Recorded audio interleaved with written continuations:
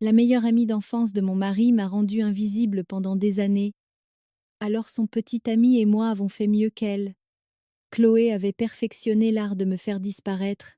À chaque barbecue, soirée-jeu ou fête d'anniversaire, elle accueillait tout le monde avec des accolades élaborées et des blagues privées.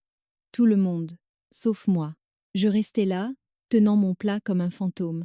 Elle se souvenait des commandes de café de chacun et des drames au travail. Mais quand j'essayais de me joindre aux conversations, elle me tournait littéralement le dos. C'était une exclusion sociale de niveau chirurgical. Mon mari, Marc, la défendait toujours. Chloé est juste timide avec les nouvelles personnes. Cela faisait 3 ans que ça durait. Je la voyais se lier instantanément avec n'importe quel autre petit ami ou invité de passage, mais jamais avec moi. Le point de rupture est survenu lors du dîner d'anniversaire de Marc. Chloé avait tout organisé sans m'en parler. Je l'ai appris quand Marc l'a mentionné par hasard. Chloé ne te l'a pas dit? Elle prépare ça depuis des semaines. Ce soir-là, aucune place n'était réservée pour moi. Chloé a eu l'air choquée de me voir, comme si j'avais forcé l'entrée de sa fête. On m'a serré au bout de la table, où j'écoutais des histoires sur des gens que je n'avais jamais rencontrés pendant que Chloé tenait la cour. C'est là que j'ai remarqué Ryan, le petit ami de Chloé, assis en diagonale, tout aussi mal à l'aise que moi. Quand nos regards se sont croisés, il m'a adressé un sourire complice. Après le dîner, il est venu me voir. Hé, tu es la femme de Marc, c'est ça? Je suis Ryan. Nous avons fini par discuter dans le hall. Ryan travaillait dans un café où je prenais mes lattes depuis 2 ans. Il m'avait reconnue mais n'avait jamais rien dit parce que Chloé m'appelait la femme bizarre de son ami. Elle parle beaucoup de toi, a-t-il admis. Rien de gentil. Elle dit que tu es obsédé par leur groupe d'amis et que Marc te supporte à peine. Je me suis sentie mal. Tout ce temps, j'avais essayé de me faire des amis, et Chloé me faisait passer pour une arriviste sociale collante, mais Ryan a ajouté: honnêtement, je pense qu'elle est jalouse, tu es tout ce qu'elle prétend être. Nous avons commencé à échanger des SMS après cela. Rien de romantique, juste 2 personnes à l'écart. Il m'envoyait des captures d'écran des tirades de Chloé et je partageais des histoires sur la façon dont elle m'ignorait. Il s'est avéré qu'elle lui faisait la même chose, l'excluant des amis communs ou annulant des rendez-vous parce que le groupe avait besoin d'elle. Nous n'avons pas planifié de vengeance. Nous sommes simplement devenus amis. Nous nous voyions pour prendre un café, parlions de la vie, partagions des recommandations de livres. Pour la première fois, je me sentais vue. Quand l'anniversaire suivant de Marc est arrivé, Ryan et moi lui avons organisé une fête surprise, quelque chose de simple et sincère. Chloé l'a découvert 3 jours avant et a débarqué furieuse. Comment oses-tu organiser ça sans moi? A-t-elle crié. Je suis sa meilleure amie, j'ai répondu calmement. C'est une fête surprise, elle a répliqué. Depuis quand Ryan fait-il partie de ce nous? Qu'est-ce qui se passe entre vous deux? Marc est entré pile au moment où elle m'accusait de lui voler son petit ami. Son masque s'est fissuré. Chloé, il m'organise une fête, a dit Marc. Pourquoi es-tu fâchée? Parce qu'elle fait ça pour me blesser. La fête a eu lieu ce week-end-là. Chloé est arrivée en retard avec un gâteau acheté en magasin et a essayé de dominer la soirée, mais quelque chose avait changé. Les gens me parlaient vraiment. Ryan et moi versions dans la salle comme une équipe, faisant en sorte que tout le monde se sente bienvenu. Chloé s'incrustait dans les conversations, s'attribuant le mérite de tout. Mais le charme était rompu. Puis, le colocataire d'université de Marc m'a prise à part. Pourquoi Chloé disait que tu étais antisociale? Tu es la personne la plus accueillante ici. Elle a dit ça? Ai-je demandé, stupéfaite. Ryan a entendu. Elle m'a dit la même chose, a-t-il ajouté. Vous pensiez tous que j'étais ennuyeux. Plus tard, Marc l'a confrontée. Elle a fait une crise, m'accusant de voler ses amis et Ryan de la trahir, mais tout le monde la voyait enfin clairement. Chloé et Ryan ont rompu ce soir-là. Elle est partie en hurlant au sujet de la trahison et des fausses amitiés. Quelques semaines plus tard, ma sœur m'a envoyé une capture d'écran. Quelqu'un utilise ton nom sur Instagram, mais ce n'est pas toi. J'ai ouvert le profil et ma vue s'est brouillée. Chloé avait créé un faux compte entier, utilisant mon nom complet, mes photos volées, mon titre de poste, et listant Marc comme son mari. Elle postait sur notre anniversaire, nos projets de week-end. Ma propre famille commentait depuis des semaines sans réaliser que ce n'était pas moi. Marc a trouvé d'autres comptes. Un profil LinkedIn avec mes références, un Pinterest intitulé Ma vie de rêve, qui n'était que des captures de ma vraie vie. Puis ma salle de sport a appelé. Nous devons vérifier votre abonnement car quelqu'un d'autre s'est enregistré sous votre nom. Ryan m'a envoyé un SMS à ce moment-là, faisant trembler mes mains. Chloé vient d'entrer dans mon bureau et s'est présentée à mon patron comme étant toi. Elle a dit que toi et Marc étiez séparés. J'ai conduit jusqu'au travail de Ryan et je l'ai vue à travers la fenêtre. Elle portait mon style de vêtements, riait avec ses collègues. Quand elle m'a aperçue dehors, elle a fait un signe de la main avec mon geste exact et a articulé « Je suis meilleure que toi pour être toi ». Je suis restée là sur le trottoir, figée, à travers la vitre. Chloé penchait la tête comme je le fais quand j'écoute, touchait sa clavicule comme je le fais quand je suis nerveuse. Elle m'avait étudiée comme un rôle dans une pièce. Ryan est sorti, le visage pâle. Je jure que je ne savais pas qu'elle venait. Elle a dit à mon assistante qu'elle était toi. Je suis entrée. Chloé était assise sur le bureau de Ryan, tenant une tasse de café avec ma commande exacte écrite dessus, caramel macchiato, mousse extra. Elle a levé les yeux et a souri. Oh, salut. Je disais justement à tout le monde à quel point Ryan a été un soutien pour toi pendant cette période difficile. Sors d'ici.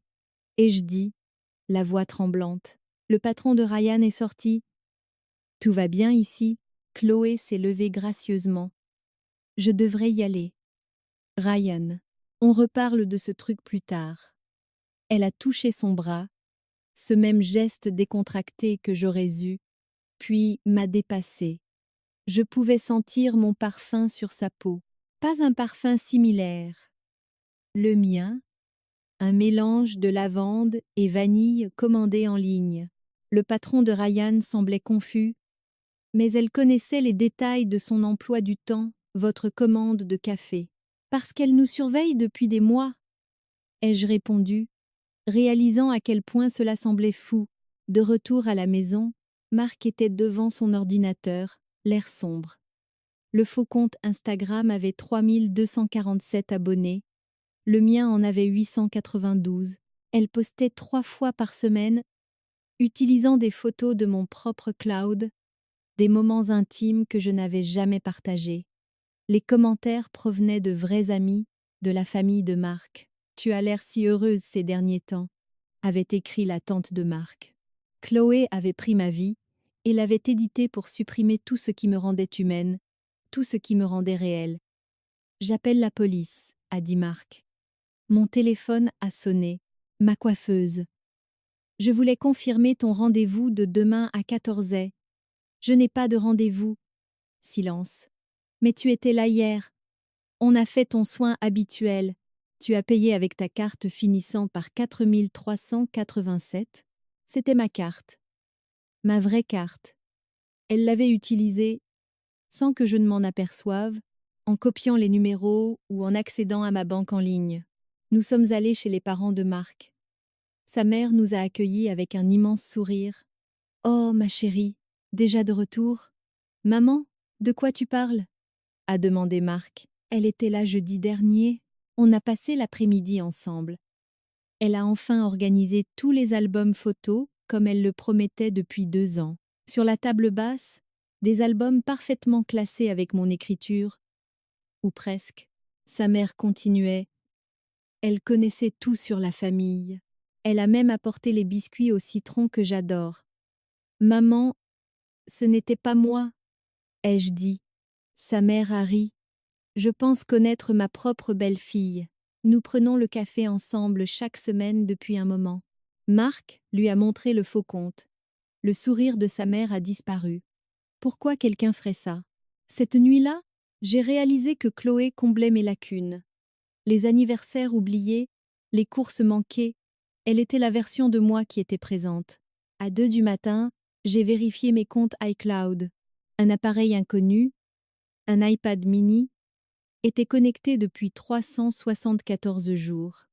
Elle avait accès à mes photos, mes contacts, mes messages, mes notes de thérapie. Tout. Marc a appelé Ryan. Lui aussi avait un appareil inconnu, un MacBook Air, connecté à ses comptes depuis 8 mois. Elle avait appris nos vulnérabilités, nos insécurités, nos secrets les plus profonds. Le lendemain, mon employeur m'a convoqué. Tout va bien chez toi? Tu semblais si bouleversé jeudi dernier quand tu es venu demander une réduction d'heures à cause de tes problèmes personnels avec Marc. Je n'étais pas là jeudi. Le patron a pâli. Mais elle avait ton badge. Elle a cité le projet Jacobson que tu diriges. Les images de vidéosurveillance montraient Chloé marchant dans le hall avec mes vêtements, mon sac. Le garde l'avait saluée sans hésiter. Le soir, Ryan nous a appelés. Il avait trouvé un téléphone caché chez Chloé. Un téléphone de secours avec un seul contact, Marc, avec une photo de notre mariage. 6 mois de messages doux, d'excuses pour des disputes imaginaires, de projets. Chloé textait Marc en se faisant passer pour moi, et il répondait, pensant retrouver sa femme. Marc était dévasté. Ce week-end en septembre où je pensais qu'on s'était reconnecté, ce n'était pas toi. C'était elle. Je retombais amoureux d'elle. Ryan a montré la même chose. Chloé lui envoyait des messages profonds sur la vie, des blagues privées. Elle entretenait des relations avec les deux, jouant le rôle de la femme idéale qu'ils attendaient. Je suis allée chez mon médecin. La réceptionniste m'a saluée. Ravie de vous revoir après votre examen annuel du 8 janvier. Chloé s'était rendue à mon rendez-vous, avait donné mon assurance, connaissait mon historique médical par cœur. Le médecin avait noté: la patiente semble beaucoup plus engagée dans sa santé, suit mieux ses traitements. Amélioration significative. Chloé gérait ma vie mieux que moi. Le choc final a eu lieu quand nous sommes rentrés un soir et que toutes les lumières de notre maison étaient allumées. Des voitures inconnues étaient garées devant. À l'intérieur, une quinzaine de personnes, nos voisins. Des collègues de Marc riaient, un verre à la main. Chloé était au milieu de ma cuisine, portant mon tablier, sortant des biscuits de mon four. « Oh, vous êtes rentrés plus tôt que prévu !» a-t-elle dit avec un calme absolu. Nos voisins nous ont remerciés pour cette merveilleuse idée de soirée de quartier. Chloé avait utilisé mes recettes, organisé mes placards et jouait l'hôtesse parfaite dans ma propre maison. Quand le dernier invité est parti, elle nous a adressé un sourire serein, a pris son sac à l'endroit où je posais le mien et a dit « À jeudi !» comme si de rien n'était. Elle avait un double de nos clés. Elle avait amélioré ma maison comme elle avait amélioré tout le reste. Ma meilleure amie d'université m'a appelé ensuite.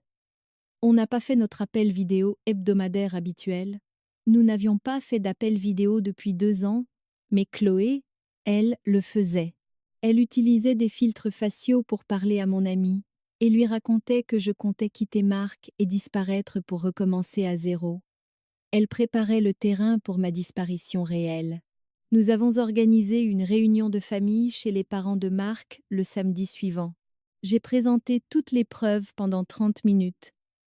Les faux comptes, les rendez-vous volés, les messages, les accès au cloud, les signatures forgées, le silence était total. Puis, ma propre mère a dit doucement: « Mais ma chérie, il faut admettre que tu avais un peu lâché prise ces derniers temps. » La sœur de Marc a acquiescé. Et ses visites récentes, les albums photos, les fêtes de quartier, c'était vraiment bien. Mieux que ce que je faisais? Ai-je demandé. Personne n'a répondu. Ils avaient tous apprécié la version Chloé de moi, celle qui était à l'heure, qui se souvenait des anniversaires, qui était performante. Chloé s'est levée, sereine. J'ai fait ça parce que vous étiez tous trop polis, pour admettre qu'elle n'était pas assez. J'ai réparé ces relations. Je suis devenue la version d'elle que vous méritiez. Elle s'est tournée vers Marc. Je t'aime depuis qu'on est gamin. Je t'ai vu malheureux avec elle. Je n'ai rien volé, je suis juste devenue celle dont tu avais besoin. Et tu as adoré ça, Marc. Tu as répondu à chaque message. Tu voulais la femme qui se soucie de toi. Marc était livide. Chloé a regardé l'assemblée. Vous m'avez tous préféré. Mes biscuits, mon organisation, mon intérêt pour vos vies, c'est ce que vous vouliez vraiment. Le pire, c'est qu'elle n'avait pas tort. Elle avait optimisé ma vie. Les relations étaient plus fortes parce que quelqu'un y mettait un effort constant. J'étais remplaçable, et pire encore, la remplaçante était préférée. J'ai regardé Marc, sa mère, mon ami. Aucun ne me regardait en face. Je me suis levée, je suis allée vers Chloé et je lui ai dit « Tu as gagné, tu peux tout avoir. Les rendez-vous, les dîners, les amis qui te préfèrent, le mari qui veut une performance plutôt qu'une réalité. » J'ai retiré ma clé de maison et je lui ai tendue. « Tu dis que tu es meilleur que moi pour être moi? Alors, sois moi. Fais-le pour toujours. Réveille-toi chaque matin et maintiens cette perfection. Ne manque jamais un rendez-vous. N'oublie jamais rien. N'aie jamais une mauvaise journée. Bonne chance pour tenir le coup. » Je suis partie. Marc a crié mon nom, mais je n'ai pas ralenti. Ryan m'a suivi, mais je lui ai dit « Ne dis rien. » Tu aimais mieux ces messages aussi. J'ai dormi dans un hôtel et bloqué tout le monde. La semaine suivante, j'ai récupéré mes affaires pendant que Marc était au travail. Je n'ai pris que ce qui m'appartenait vraiment. Mes vêtements, mes livres, mon ordinateur et le carnet de recettes de ma grand-mère. J'ai signé les papiers du divorce. Marc a essayé de lutter, disant qu'il avait fait une erreur, qu'il me regrettait, mais c'était trop tard. 6 mois plus tard, je vis dans une autre ville, sous mon propre nom, là où personne ne connaît mon histoire. J'ai supprimé tous mes réseaux sociaux. J'ai changé de numéro. J'ai tout recommencé. Je ne suis plus parfaite, mais au moins, je suis réelle.